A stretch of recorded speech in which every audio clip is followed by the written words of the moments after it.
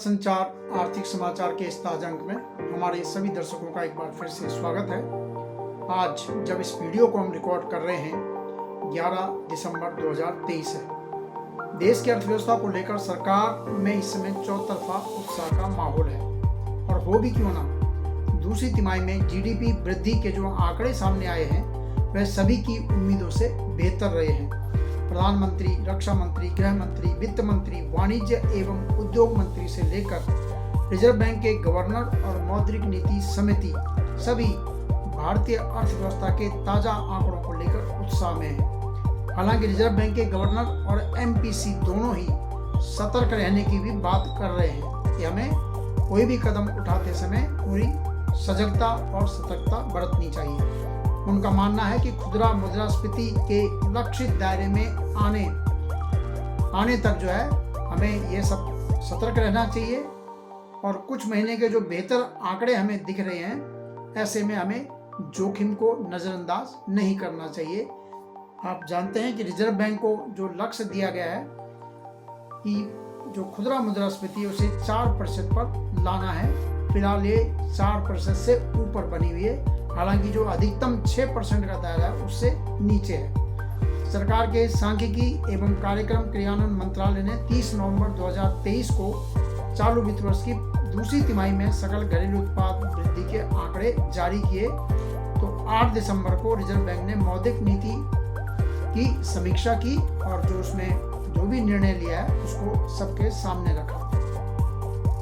दूसरी तिमाही में जीडीपी वृद्धि तमाम विशेषज्ञों के अनुमान से भी ऊपर 7.6% पर रही। तो मौद्रिक नीति समिति की बैठक में चालू वित्त वर्ष की आर्थिक वृद्धि दर के अनुमान को रिजर्व बैंक ने कहा था कि 6.5% रहेगी पूरे साल में, तो उसको बढ़ा के 7% कर दिया है। ये अपने आप में एक बड़ा कदम है। रिजर्व बैंक बहुत कम ऐसे मौके आते हैं जब अपने आर्थिक वृद्धि के अनुमान को एक बार घोषित करने के बाद उसमें वृद्धि करता है। आमतौर पर कमी की जाती है, लेकिन इस बार उसने पहले बोला था कि 6.5 रहेगी 23-24 में, लेकिन अब बोला है कि ये 6.5 से बढ़कर 7% हो जाएगी। और इस बार उसने जो रेपो दर है, रेपो दर मैंने आपको बताया था कि पूरे बैंकिंग तंत्र की आधार दर होती है, तो रेपो दर को 6.5% पर ही बरकरार रखा है। तो इसके चलते जो स्थायी जमा सुविधा है वो 6.25%, सीमांत स्थायी सुविधा और बैंक दर 6.75% पर बने रहेंगे। एमपीसी ने मुद्रास्फीति को लक्ष्य के साथ जोड़ने के लिए जो वृद्धि को समर्थन देते हुए अब तक जो हमारी उदार नीति थी उससे वापस कदम खींचने की नीति को भी बरकरार रखा है। लेकिन फिलहाल ब्याज दरें इस लेवल पर बनी रहेगी 6.5%। रेपो दर 6.5% पर है, तो बैंक की तमाम जो ब्याज दरें होंगी वो इससे ऊपर होंगी, इससे नीचे नहीं आ सकती। इससे पहले जब हम नरम नीति पर चल रहे थे, नरम रुख रिजर्व बैंक ने अपनाया हुआ था, तो रेपो दर 4% तक नीचे आ गई थी, तो तब बैंकों में ब्याज दरें भी कम थी। लेकिन इस समय ये 6.5% है, और ये क्यों उसे बढ़ानी पड़ी? क्योंकि महंगाई को उसे कंट्रोल करना है। दुनिया में महंगाई बढ़ रही है, देश के अंदर भी एकदम डिमांड का जब एकदम जोर बढ़ा है तो महंगाई कुछ बढ़ गई थी, तो उसको अंकुश लगाने के लिए रिजर्व बैंक को ब्याज दरों में वृद्धि करनी पड़ी थी। लेकिन अब वो दोनों तरह के मतलब वृद्धि को भी उसे देखना है और ब्याज को भी देखना है, महंगाई को भी देखना है, इन दोनों के बीच संतुलन रखना है। तो आप ये देखिए कि ब्याज दरें ऊंची रहने के बावजूद भी वृद्धि का आंकड़ा बढ़ाया जा रहा है कि वृद्धि ज़्यादा आएगी हमारे पास। तो इससे आप लगा सकते हैं कि अर्थव्यवस्था में मांग का जोर लगातार बना हुआ है। प्रधानमंत्री मोदी ने शनिवार को एक कार्यक्रम में कहा कि चालू वित्त वर्ष के पहले 6 महीने में भारत की जीडीपी वृद्धि 7.7% रही है, जो कि देश की मजबूत होती अर्थव्यवस्था और पिछले 10 सालों में सरकार द्वारा किए गए परिवर्तनकारी सुधारों का प्रतिबिंब है। उसमें ये झलकती है कि पिछले 9.5-10 साल जब से मोदी सरकार आई है कि उन्होंने आर्थिक क्षेत्र में कितने बड़े बड़े सुधार किए। तो 6 महीने अप्रैल से और सितंबर तक के 6 महीने में हमारी वृद्धि दर 7.7% रही है।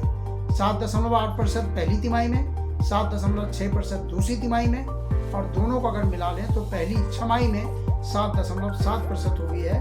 तो इस आंकड़े को देखते हुए कहीं ना कहीं रिजर्व बैंक ने पूरे साल की वृद्धि का अनुमान 7% बढ़ा दिया है। गृह मंत्री अमित शाह ने कहा कि 2025 के अंत तक भारत को हम 5,000 अरब डॉलर की अर्थव्यवस्था बनाएंगे और 2047 तक भारत जो है विकसित देश होगा। अमित शाह उत्तराखंड में आयोजित 2 दिवसीय वैश्विक निवेशक सम्मेलन के समापन समारोह को संबोधित कर रहे थे 9 दिसंबर को। उत्तराखंड में 8 और 9 को वैश्विक निवेशक सम्मेलन का आयोजन किया गया, जिसमें कई उद्योगपतियों ने भाग लिया और 3.5 लाख करोड़ रुपए के निवेश समझौतों पर वहां हस्ताक्षर किए गए। इस पर अमित शाह ने प्रसन्नता जाहिर की है। तमाम राज्यों में निवेशक सम्मेलन हो रहे हैं। अभी उत्तराखंड में हुआ है, उसके बाद बिहार में हो रहा है, उसके बाद गुजरात में हो रहा है, पंजाब में हो रहा है, पश्चिम बंगाल भी तैयारी कर रहा है। तो ये निवेशक सम्मेलन हर राज्य में साल में एक आध बार होते हैं और तमाम उद्योगपति वहाँ जाते हैं। सरकार उनके सामने अपनी नीतियाँ रखती हैं और उनकी कोई कठिनाई होती है तो उसके बारे में भी बातचीत होती है। तो कहीं ना कहीं मतलब ये एक नए कारोबार शुरू करने के बारे में एक शुरुआत होती है। समझौते होते हैं कि हाँ भाई हम इतना पैसा यहाँ लगाएंगे, ये फैक्ट्री लगाएंगे, इसमें इतने लोगों को रोजगार मिलेगा और बाद में उन पर अमल आगे किया जाता है। हालांकि जितने समझौते होते हैं कोई जरूरी नहीं कि सबके सब उन पर अमल हो जाए। वित्त मंत्री निर्मला सीतारमण ने राज्यसभा में आर्थिक स्थिति पर, देश की आर्थिक स्थिति पर चर्चा का जवाब देते हुए कहा कि भारतीय अर्थव्यवस्था के सभी क्षेत्र उल्लेखनीय योगदान कर रहे हैं और हमारी अर्थव्यवस्था दुनिया में सबसे तेजी से बढ़ने वाली प्रमुख अर्थव्यवस्था बनी हुई है। दूसरी तिमाही की आर्थिक वृद्धि बहुत ऊंची रही है, दुनिया में सबसे ऊंची ये वृद्धि रही है और हमने सबसे तेजी से बढ़ने वाली अर्थव्यवस्था के रुझान को हमने जो है बनाए रखा। भारत इस समय दुनिया में सबसे तेजी से बढ़ने वाली अर्थव्यवस्था बना हुआ है। वाणिज्य एवं उद्योग, उपभोक्ता मामले, खाद्य और सार्वजनिक वितरण तथा कपड़ा मंत्री पीयूष गोयल, इतने मंत्रालय पीयूष गोयल साहब के पास हैं। उन्होंने जो है अभी देश के उद्योग मंडल federation of Indian chamber of commerce and industry FICCI जिसे हम कहते हैं उसकी 96वीं वार्षिक आम बैठक में भारतीय अर्थव्यवस्था के बारे में अपनी बात रखी। उन्होंने कहा कि जो अतुल्य भारत था वो धीरे धीरे दुनिया के लिए अवश्यंभावी भारत बनता जा रहा है, यानी दुनिया के हर देश को भारत की जरूरत होगी। भारत को नजरअंदाज करना उनके लिए मुश्किल होगा।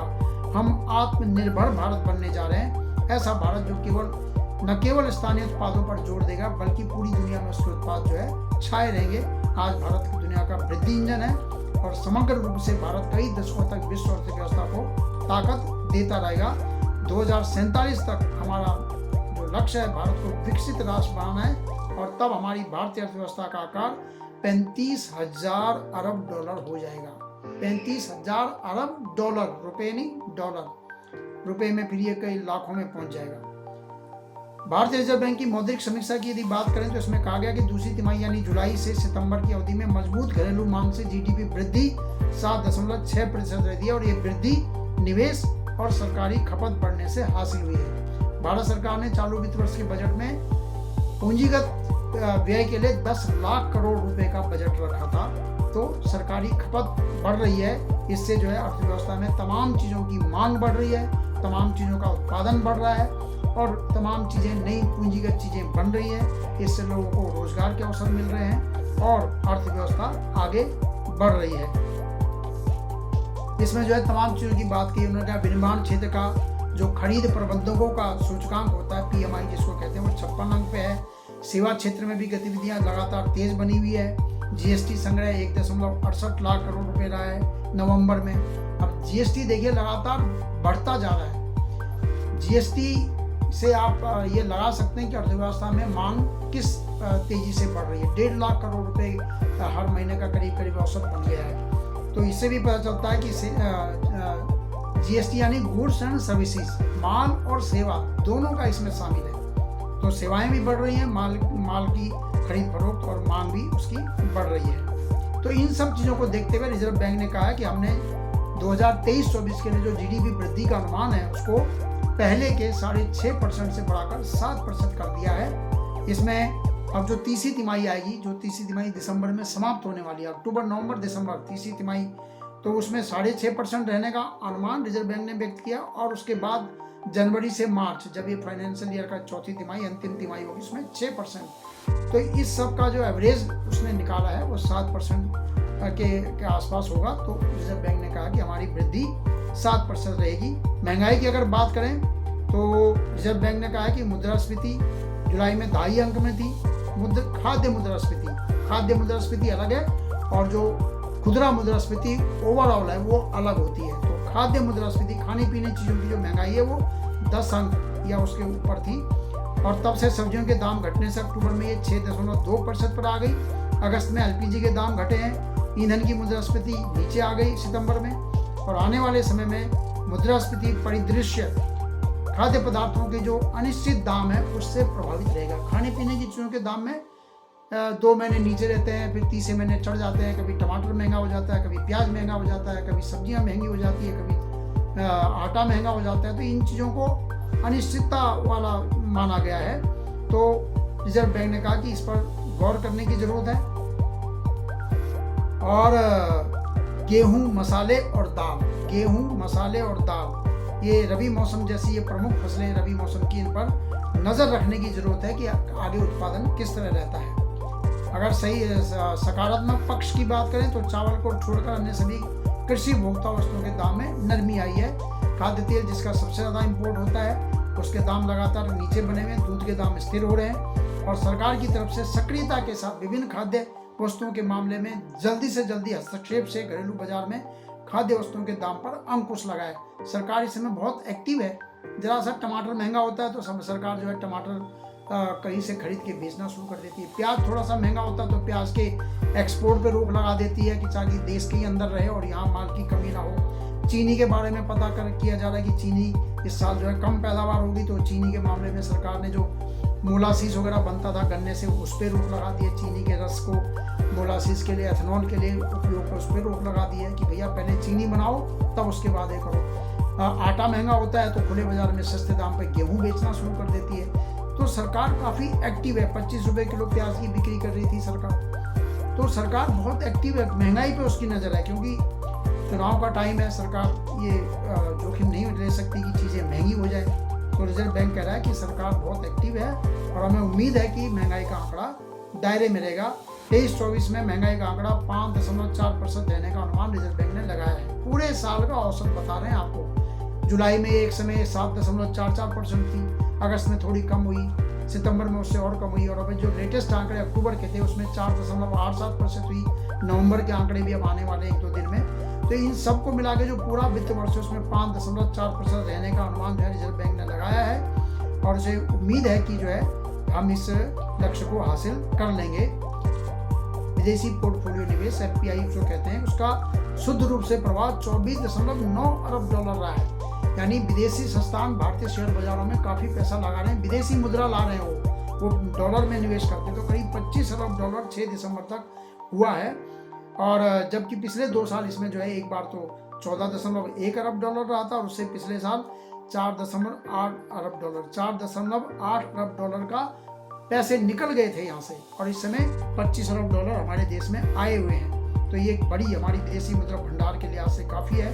हालांकि शुद्ध प्रत्यक्ष विदेशी निवेश, शुद्ध जब हम बोलते हैं तो कुछ निवेश आता है कुछ वापस जाता है। तो जब निवेश वापस ज़्यादा चला जाता है तो घाटा हो जाता है, जब आता ज़्यादा है तो शुद्ध मतलब उसको निवल कि इतना हमारा शुद्ध हुआ है। तो वो एक साल पहले के मुकाबले कुछ नीचे रहा है, 10.4 अरब डॉलर रहा है। वहीं विदेशी वाणिज्य उधारी कंपनियां और जो तमाम लोग विदेश से पैसा लेते हैं क्योंकि उन्हें वहाँ ब्याज सस्ता मिलता है तो वहाँ से पैसा लेते हैं, देश में विदेशी मुद्रा आती है। तो अप्रैल से अक्टूबर में एक साल पहले के 4.2 अरब डॉलर के मुकाबले 2023 में 3.9 अरब डॉलर का अंतर प्रवाह यानी देश में इतना पैसा आया है। गैर आवासीय जमा खाते में भी पिछले साल के 2.8 अरब डॉलर के मुकाबले इस साल 5.4 अरब डॉलर आए हैं। यानी प्रवासी भारतीय जो हमारे बाहर लोग रह रहे हैं वो भी पैसा भेजते हैं। तो ये तमाम चीज़ें रिजर्व बैंक ने अपनी मौद्रिक नीति की समीक्षा जो कि उसमें कहा है और विदेशी मुद्रा भंडार भी हमारा जो है वो 604 अरब डॉलर पर पहुंच गया है। अभी पीछे हमने बताया था कि ये 542-540 तक नीचे आ गया था, लेकिन अब फिर से 604 अरब डॉलर पर पहुंच गया। ये काफ़ी संतोष की बात है और ये देश की वित्तीय जरूरतों को पूरा करने के लिए जो हम इम्पोर्ट करते हैं खासतौर से पेट्रोल, कच्चा तेल इंपोर्ट करते हैं, खाद्य तेल इंपोर्ट करते हैं, जिस चीज़ की भी कमी देश में होती है उसको इंपोर्ट करते हैं, तो उसके लिए हमें विदेशी मुद्रा की जरूरत होती है। रिजर्व बैंक ने कुछ कदम भी उठाए हैं कि भैया इकोनॉमी में हमें क्या क्या करना चाहिए, वो सब देखता है रिजर्व बैंक। उसमें जैसे यूपीआई के जरिए लेन देन की सीमा को 1 लाख से बढ़ाकर 5 लाख कर दिया है। कुछ खास मामलों में जैसे अस्पताल है, शैक्षणिक संस्थान कुछ खुल रहे हैं, तो वहाँ यूपीआई के थ्रू अगर लेन देन करना है तो पहले 1 लाख की सीमा थी, 5 लाख कर सकते हो भी आप अस्पताल और शिक्षा संस्थानों के मामले में। इसी प्रकार बार बार जैसे पैसा देना पड़ता है, LIC की प्रीमियम आपको देनी पड़ती है, म्यूचुअल फंड का पैसा देना पड़ता है, क्रेडिट कार्ड के अगर आपने लिया तो उसको भुगतान करना पड़ता है, तो ई मैंडेट सीमा जो थी उसको 15,000 से बढ़ाकर 1 लाख रुपए प्रति ट्रांजैक्शन करने का प्रस्ताव रिजर्व बैंक ने फैसला किया। अब इस पे आगे डिटेल में वो अपना निर्देश जारी करेगा। तो रिजर्व बैंक तमाम चीज़ों को कंट्रोल करता है। और अंत में रिजर्व बैंक ने कहा कि हम ऐसी स्थिति में पहुंच चुके हैं जहां हमारा हर कदम सकल बृहद आर्थिक और वित्तीय स्थिति को ध्यान में रखते हुए अधिक सजगता के साथ हमें उठाना होगा, क्योंकि आने वाले समय में स्थितियां अधिक अस्थिर हो सकती हैं, क्योंकि दुनिया में जगह जगह कब क्या हो जाए कुछ पता नहीं चलता। कच्चा तेल महंगा हो जाएगा, कहीं से आप कोई माल मंगा रहे हैं वो आपको महंगा मिलेगा, तो परिस्थितियां कब बदल सकती है। तो इस सब चीज़ों पे हमें सजग रहना होगा और बदलते परिदृश्य के साथ सजग रहकर कदम उठाने के लिए तैयार रहना होगा। इस शब्दों के साथ हम अपनी वाणी को विराम देते हैं। हमारे वीडियो को लाइक शेयर कीजिए और सब्सक्राइब कीजिए। आपका कोई सुझाव है तो उसका भी स्वागत है। नमस्कार।